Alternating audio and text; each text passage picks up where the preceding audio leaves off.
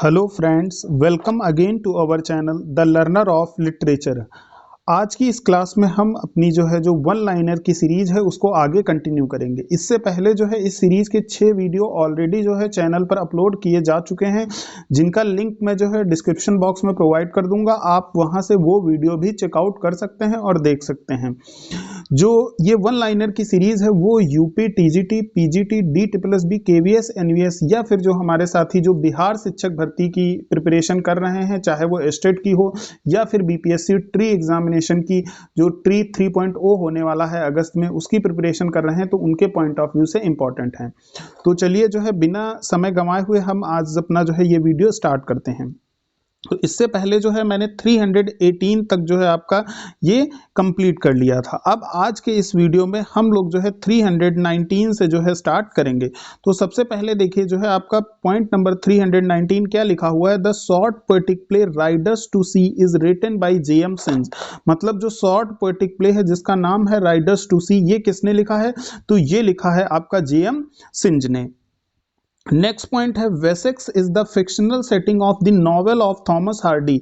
मतलब Thomas Hardy जो कि एक नॉवेल राइटर्स हैं, उनके नॉवेल्स में एक फिक्शनल जगह का वर्णन होता है और वो फिक्शनल जगह का नाम क्या है? तो दैट इज वेसेक्स है।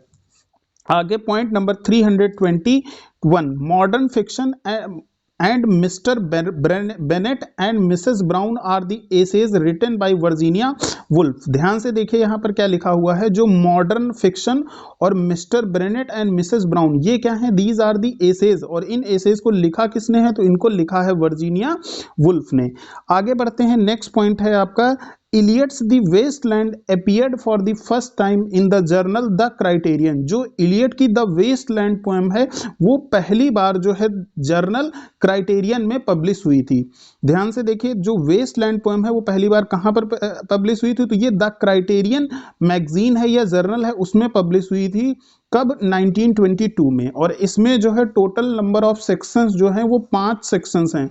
इस पोएम में टोटल 5 सेक्शन हैं। Burial of the dead, death of thunder, इस तरह से टोटल आपके 5 उसमें सेक्शंस हैं। आगे बढ़ते हैं। यहाँ पर जो नेक्स्ट पॉइंट है 323, देखिए क्या लिखा हुआ है। A passage to India which shows that the differences between the English and the Indians are irreconcilable is novel by the E.M. Foster। मतलब समझ लिए यहाँ पर ए पैसेज टू इंडिया ये नॉवेल किसने लिखा है? तो ये नॉवेल बेसिकली E.M. फॉस्टर ने लिखा है। और इसमें एक तरह से relationship between English and Indians, जो इंग्लिश मैन है और इंडियन मैन है, इनके बीच में एक रिलेशन और या उनके बीच में क्या डिफरेंसेस हैं वो दिखाया गया है। नेक्स्ट पॉइंट है the editor of the anthology. जो एंथोलॉजी है जॉर्जियन पोएट्री, इसके जो एडिटर हैं उनका नाम क्या है? तो उनका नाम है एडवर्ड मार्स। नेक्स्ट पॉइंट आगे बढ़ते हैं 324, देखिए क्या लिखा हुआ है। Joyce, Eliot and Woolf are called high modernist. Joyce, James Joyce, TS Eliot और वर्जीनिया वुल्फ को हम क्या बोलते हैं? तो इनको हम बोलते हैं हाई मॉडर्निस्ट। नेक्स्ट पॉइंट है Stephen Dedalus is the protagonist in Joyce a portrait of artist as a young man। पहले तो यही समझ लीजिए कि portrait of artist as a young man इसको किसने लिखा है? तो जेम्स जॉयस ने लिखा है। जेम्स जॉयस के बारे में आपको पता होगा कि ये स्ट्रीम ऑफ कॉन्शियसनेस पर बेस्ड नॉवेल लिखते थे। तो जो a portrait of artist as a young man novel है इनका, उसमें जो प्रोटोगोनिस्ट है उसका नाम है स्टीफन डेडलस। ठीक है ना, स्टीफन डेडलस कह सकते हैं आप इसको, पूरा correct pronunciation. Stephen Dedalus is the protagonist in Joyce a portrait of artist as a young man. Next point है Sweeney among the nightingales is a poem by TS Eliot. ये जो poem है स्वीनी एमंग द नाइटिंगेल्स, इसको किसने लिखा है? तो TS Elliot ने लिखा है। अभी हमने पीछे देखा जो वेस्टलैंड पोएम है वो किसने लिखा? तो वो भी TS इलियट ने ही लिखा है। नेक्स्ट पॉइंट आपका 328 पॉइंट क्या कहता है? TS Eliot's the love song of J. Alfred Prufrock is a dramatic monologue. जो love song of J. Alfred Prufrock है जिसे कि TS इलियट ने लिखा है, ये क्या है? ये एक तरह का ड्रामेटिक मोनोलॉग है। ड्रामेटिक मोनोलॉग को सबसे परफेक्ट रूप में अगर किसी ने लिखा तो उसमें पोएट रॉबर्ट ब्राउनिंग का नाम आता है।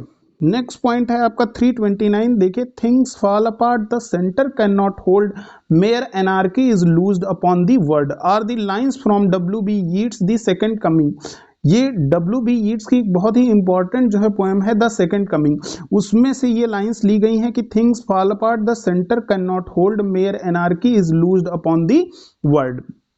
Next point, the epigraph of E.M. Foster's Howard's End is only connect। जो E.M. Foster का Howard's End है, इसका जो एपिग्राफ है उसका नाम है the only connect। Next point जो है 331 में आप देखिए क्या लिखा हुआ है। In Heart of Darkness, Marlowe undertakes a journey into the interior of Congo in the search of mysterious Quds. एक मिस्टीरियस कुड्स होता है, उसकी सर्च में जो मॉर्लो हैं वो इंटीरियर ऑफ कांगो मतलब कांगो के बहुत अंदर तक के भाग में वो जाते हैं। और नॉवेल कौन सा था? Heart of darkness. Next point है world within the world is the autobiography of 30s poet Stephen Spender. मतलब ये 1930 के पोएट थे स्टीफन स्पेंडर, और इनकी ऑटोबायोग्राफी का जो नाम है वो क्या है? World within the world. Next point 333, इसमें जो है देखिए क्या है, the protagonist of Eliot's the waste land is Tiresias. Tiresias जो है वो जो है वेस्ट लैंड पोएम का प्रोटोगोनिस्ट है। नेक्स्ट है T S. Eliot was awarded the Nobel prize for literature in 1948। ध्यान से देख लीजिए, जो टी.एस. इलियट को जो है वो नोबेल प्राइज कब मिला? तो नोबेल प्राइज जो है उन्हें जो है 1948 में दिया गया था। नेक्स्ट पॉइंट फिर से टी.एस. इलियट से ही रिलेटेड है 335। क्या है यहां पर? The burial of the dead, a game of chess, the fire sermon, death by a water and what the thunder said are the 5 sections of the waste land. जो the burial of dead है, a game of chess, the fire sermon and death by water and what the thunder said, ये पांचों के पांचों जो sections हैं ये किस में आए हुए हैं? तो ये वेस्टलैंड में आए हुए हैं। आप इसको जरूर याद कर लीजिए कि पांचों सेक्शंस का नाम the burial of the dead, और हो सके तो ऑर्डर में आप याद रखिए, the burial of the dead, a game of chess, फिर fire sermon, death by water and what the thunder said. 336 point number क्या है? The protagonist of D H. Lawrence sons and lovers. जो डी.एच. लॉरेंस का sons and lovers है उसका जो protagonist है उसका नाम है पॉल मोरेल।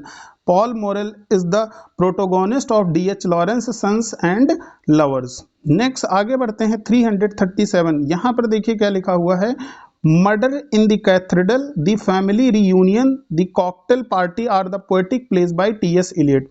अब ये यूजुअली सभी को पता होता है कि murder in cathedral T S. Eliot ने लिखा है, बट इसके अलावा the family reunion and the cocktail party ये जो है दूसरे पोएटिक प्लेस हैं जिन्हें किसने लिखा है? टी.एस. इलियट ने लिखा है।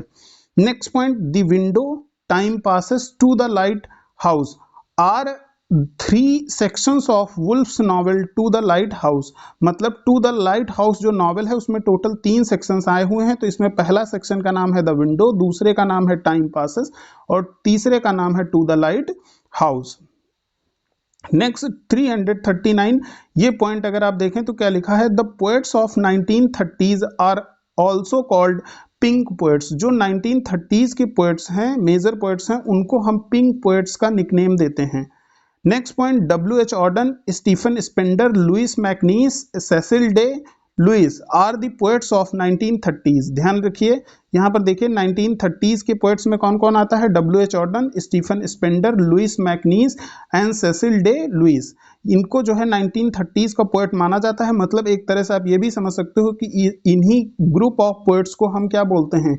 पिंक पोएट्स भी बोलते हैं, जैसा कि ऊपर वाले पॉइंट में लिखा है, the poets of 1930s are also called the pink poets. आगे जो है 341 पॉइंट क्या कहता है, whisky priest is a character that appears in Graham Greene's the power and the glory. जो विस्की प्रीस्ट कैरेक्टर है ये जो है ग्राहम ग्रीन के the power and the glory में आता है। नेक्स्ट पॉइंट, एनिमल फॉर्म जो है is the political allegory by George Orwell set against the Russian revolution. मतलब जो एनिमल फॉर्म है ये एक पॉलिटिकल एलेग्री है जिसे जॉर्ज ऑरवेल ने लिखा है, और ये इंस्पायर्ड है किससे? रशियन रेवोल्यूशन से। अब आपको एक और बात बता दूं, जॉर्ज ऑरवेल का एक बहुत ही फेमस नॉवेल है 1984। ये एक डिस्टोपियन नॉवेल है, ठीक है, तो ये भी आप साथ में याद रखें कि 1984 is a novel written by George Orwell. Next point number आप देखिए 343, इसमें क्या लिखा है, Fern Hill is the poem of nostalgic childhood reminiscence by Dylan Thomas. मतलब जो है जो फर्न हिल पोएम है ये डिलन थॉमस ने लिखी है और इसमें जो है उन्होंने क्या किया है, ये एक नोस्टोलॉजिक पोएम है जिसमें वो अपने चाइल्डहुड की मेमोरीज को याद करती हैं। Next point 344, a portrait of artist as a young dog. ध्यान से देखिए, अभी इससे पहले एक वर्ड आया था a portrait of artist as a young man, जो है वो जेम्स जॉयस ने लिखा है, but a portrait of artist as a young dog is a collection of stories. ये कलेक्शन ऑफ स्टोरीज है और इसे किसने लिखा है, तो इसे लिखा है डिलन थॉमस ने। आगे देखते हैं next point, the poets of 1950s which include Philip Larkin, Thom Gunn and Elizabeth Jenning are also called the moment poets. मतलब जो है जो 1950s के पोएट हैं जिनमें फिलिप लार्किन, थॉम गन और एलिजाबेथ जेनिंग आते हैं, इन्हीं को हम क्या बोलते हैं, मोमेंट पोएट्स भी बोलते हैं। नेक्स्ट पॉइंट है the hawk in the rain is a poetry collection by Ted Hughes. जो टेड ह्यूजेस हैं उनके पोएट्री कलेक्शन का जो नाम है वो क्या है, the hawk in the rain. अब आगे पॉइंट हमारा देखिए, पॉइंट नंबर 347 क्या लिखा है, the 1984 is a dystopian novel bye George Orwell. ये पॉइंट हमने पहले ही डिस्कस कर लिया। 1984 ये क्या है, ये एक डिस्टोपियन नॉवल है जिसे लिखा है किसने, जॉर्ज ऑरवेल ने। ठीक है, आगे next point, T S. Eliot's the love song of J Alfred Prufrock. जो love song of J Alfred Prufrock है जो कि एक ड्रामेटिक मोनोलॉग है, ये जो है पहली बार कब पब्लिश हुआ, तो ये पब्लिश हुआ था द ईगोइस्ट जर्नल में। Next, waiting for Godot and the endgame are absurd play by Samuel Beckett. जो वेटिंग फॉर गोडोट है और एंड गेम है, ये दोनों के दोनों अब्सर्ड प्ले हैं और इसे लिखा किसने है, तो सैमुअल बेकेट ने। नेक्स्ट पॉइंट है आपका जो है 350। देखिए 350 पॉइंट नंबर क्या है, Jimmy Porter and Alison are characters in John Osborne's look back in anger. John Osborne ने लुक बैक इन एंगर जो लिखा है उसमें जिमी पोर्टर और एलिशन जो है दो कैरेक्टर्स आते हैं। नेक्स्ट पॉइंट आपका, comedy of menace is associated with the absurd playwright Harold Pinter. जो हैरोल्ड पिंटर हैं जिनको हम अब्सर्ड प्लेराइट मानते हैं, इनके साथ ही the comedy of menace word जो है वो एसोसिएट करता है। अब आज के इस वीडियो का हमारा ये आखिरी पॉइंट होगा 352। देखिए क्या लिखा हुआ है, lord of flies, the inheritors, Pincher Martin. ये जो नॉवेल्स हैं ये किसने लिखे हैं, तो ये नॉवेल्स लिखे हैं विलियम गोल्डिंग ने, जिसमें से जो लॉर्ड ऑफ फ्लाइज है ये बहुत ही इंपॉर्टेंट जो है नॉवेल है विलियम गोल्डिंग का।